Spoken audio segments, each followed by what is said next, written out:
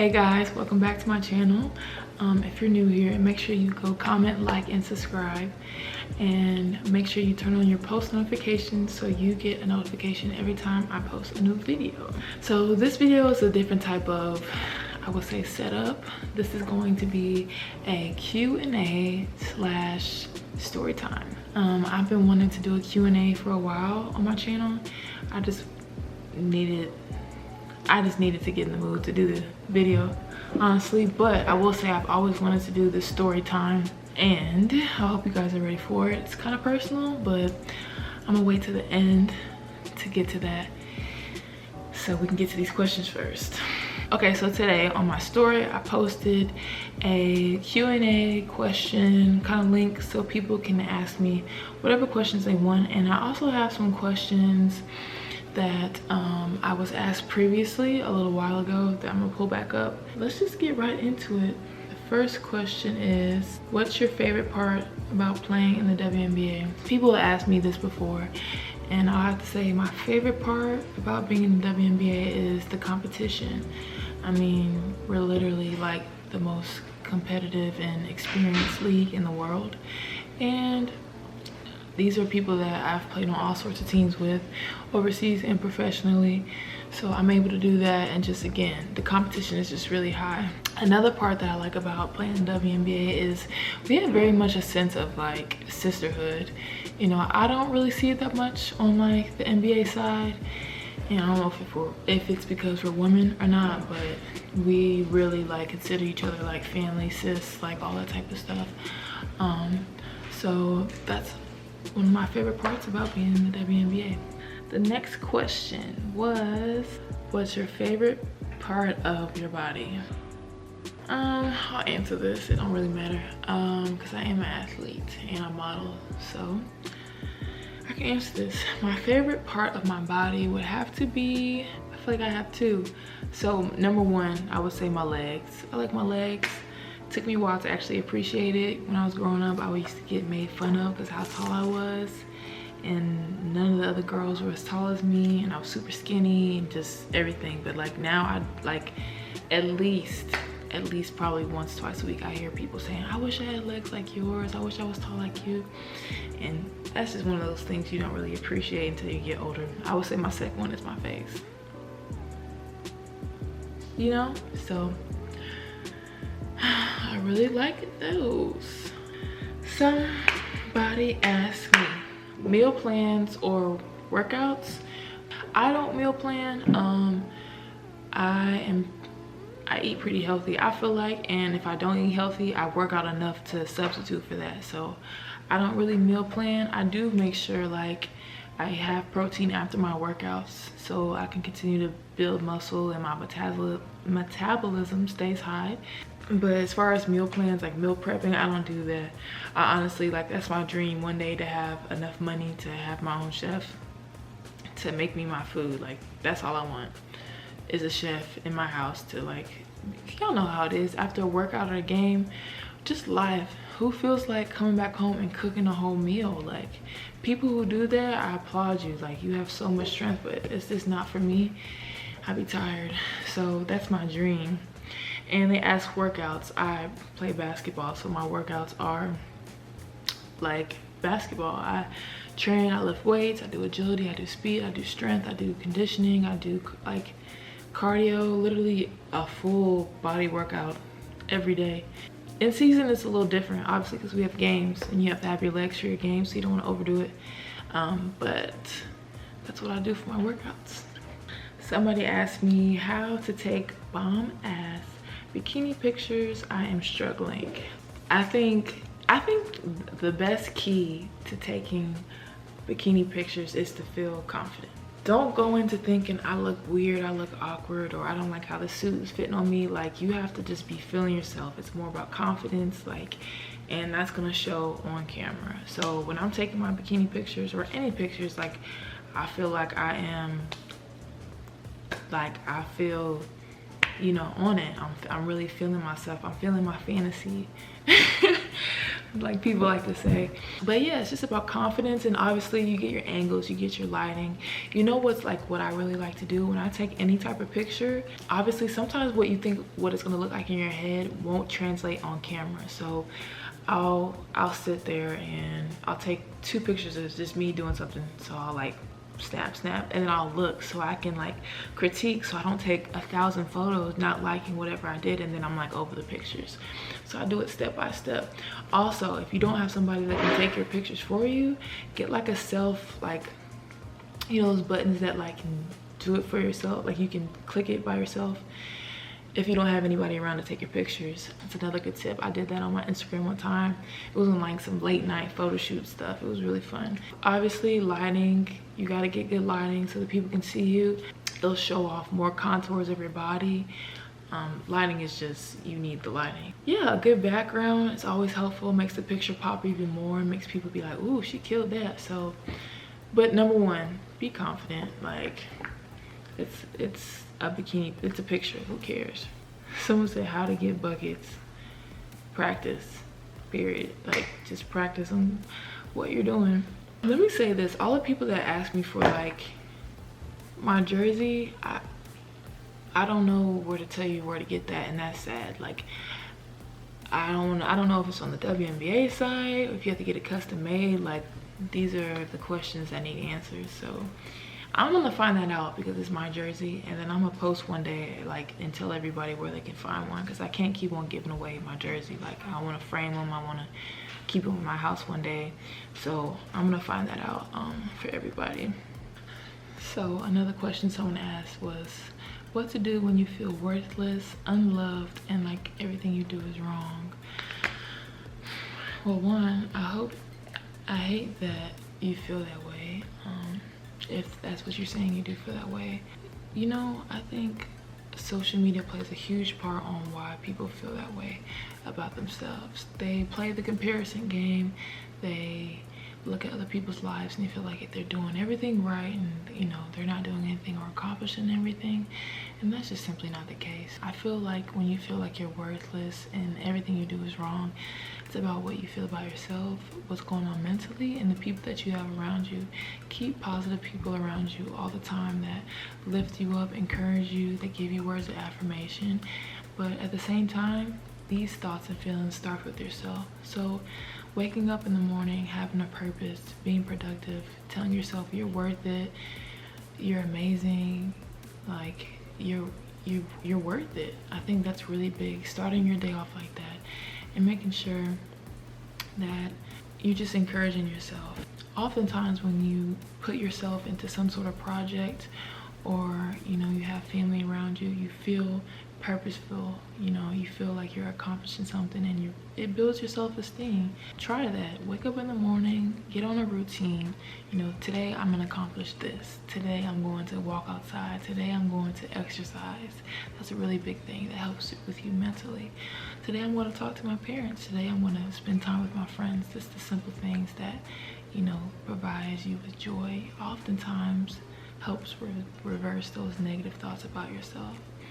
And thank you so much for having the courage to even submit that question, because mental health and, you know, that feeling of just, you know, hopelessness is very common nowadays. We live in a society where the pictures are very happy but the people are really sad, and I just think that's just so true. So get off social media. Like, it ruins a lot, and if you're not ready for it mentally, it'll take a toll on you. So limit your usage. I hope that answered your question, and I hope you smile today. So now it's time for my story time. I don't think I've ever told this like publicly before, and at the time I was kind of scared because I didn't want this to like be at fault of the WNBA, because it wasn't whatsoever. It was almost like wrong time, wrong place type of thing, and the guy was just weird. So and I also hesitated telling this story because I have, you know, little kids that follow me and watch my stories, and like my nieces and nephews that watch my YouTube channel, and I just don't want to like scare them, but this is like a real life situation that can happen. Thank God it happened to me when I was older. At the same time, as a woman, like I could have very well been in a dangerous situation. So I'm just going to tell you about the time that I had a stalker at my WNBA draft. Yes, it was pretty scary. Like when I think back to it, like it could have ended like really badly, and only like obviously if you were there, like the girls that were there in that draft class knew about it, but other than that, not many people knew about what happened. I didn't want to talk about it. It was weird for me. So let's start off with my senior year at Tennessee. So I tore my knee my senior year at Tennessee, tore my ACL. So I was gone. I think I tore it on February, the day after Valentine's Day. I remember this. I tore it, and then the draft was in March, I believe. So I had my surgery a few weeks after I tore it, and then, you know, I was on crutches, so I really couldn't move like that. But I was like, I want to go to the draft. They invited me, and it's only one of 12 girls out of the whole country of that year, so it's pretty huge. I wasn't gonna miss it, honestly. I was gonna make it work. If I had to be in a wheelchair, I didn't care. So we went to Connecticut, and we had to stay at this hotel, and we had to do classes each day. So say the draft was on Sunday, we went there on a Friday, Saturday, and then the draft on Sunday. So the first day on Friday, I get there, I get settled in. The next day we have classes. This is a Saturday, you guys. So I told my trainer, I was like, when I go, like, you know, I'm gonna do my exercises, just let me know what I need to do, and you know, I'll get it done. So Saturday night, I go into the weight room to do my rehab, and I'm in there. I'm actually on FaceTime, I think, with one of my teammates at the time, and I'm literally doing straight leg raises. Like, I'm very basic right now, y'all. Like, I'm not doing nothing crazy because I couldn't really walk. So a man walks in, and he's like full-blown dress pants, collar shirt, like dress shoes, everything, and he's doing like the pull downs. So I'm like, okay, if I'm right here, he's probably by that light switch. But again, I'm minding my business. I'm like, after this, like, I didn't think nothing of it. He was just using the weight room. Stupid me. So then after that, honestly, I got like creeped out. So then I left the weight room. I go to the front desk and I say, hey, do you guys have a pool? They're like, yes, it's downstairs. So I'm like, perfect. He was like, well, it closes in like 15 minutes. I was like, I just really need like 7 to 10 minutes of like walking. Like, can I go downstairs and use it? Thank God I told this man that I was going to go downstairs and use this pool, you guys. Like, if I had not done that, I really don't know like what would have happened to me, seriously. So I'm downstairs in the pool, and the lights are still on. Crutches are like right by the stairs. I'm in the middle of the pool, and there's like these doors on like the side of the building, and it's pitch black outside, like super dark. All of a sudden that man comes down. He comes downstairs. I'm like, this is really weird. So then I automatically go into panic mode.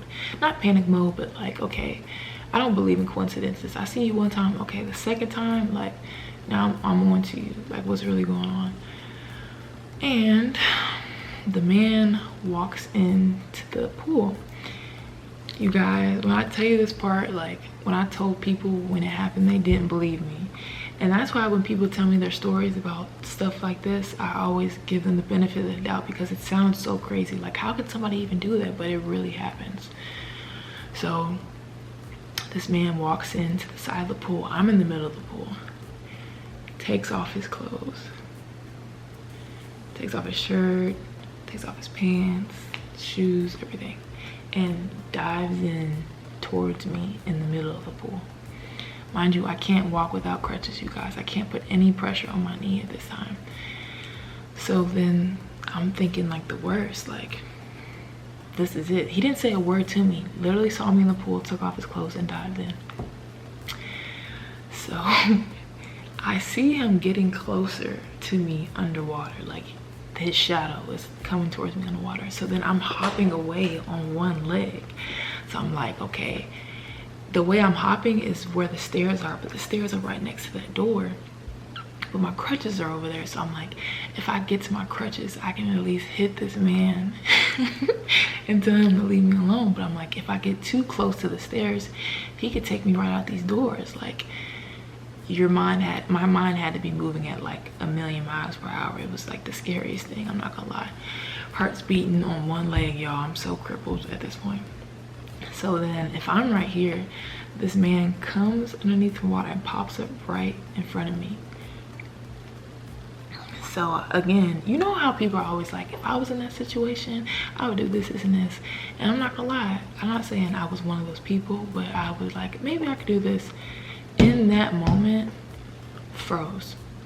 Like, I get upset thinking about it sometimes because I need to like mentally prepare myself for situations like that, but I never felt like I ever had to. Like, I'm a big girl, like I've never been tried like that, and I feel like I can protect myself. But it just teaches you, like, women are vulnerable. Like, no matter how big or small, women can be in vulnerable situations and like really feel defenseless. And that was my first time in my life really feeling defensive like that, like I was at the hands of somebody else.